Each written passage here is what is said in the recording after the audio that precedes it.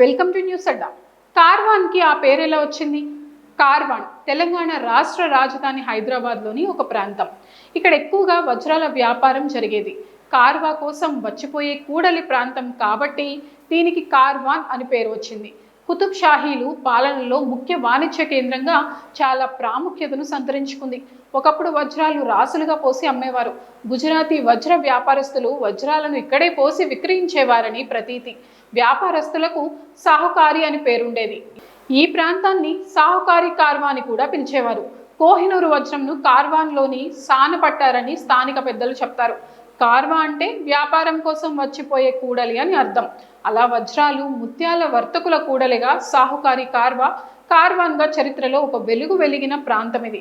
1908 నాటి హైదరాబాద్ వరదలు తాకిడికి ఈ ప్రాంతం బాగా దెబ్బతినడంతో ఇక్కడి వ్యాపారులు క్రమేణా కోటిలోని ప్రస్తుత గుజరాతీ గల్లీ ప్రాంతానికి తరలి వెళ్లారని కథనం. ఈ ప్రాంతానికి నిజాం కాలం నుండి ఘనమైన చరిత్ర ఉంది. ఇక్కడ వజ్రాలు ముత్యాల మార్కెట్లు ఉండేవి. ఆ కాలంలో నిర్మించిన భవనాలు, దేవాలయాలు, మసీదులు ఈనాటి వరకు కూడా ఉన్నాయి. ఇది చేనేత బట్టలకు కూడా పేరొందిన ప్రాంతం. బోనాల పండుగ సందర్భంగా జంట నగరాల్లోకెల్లా పెద్దదైన దర్బార్ మైసమ్మ ఆలయంలో ఉత్సవాలు జరుపుతారు.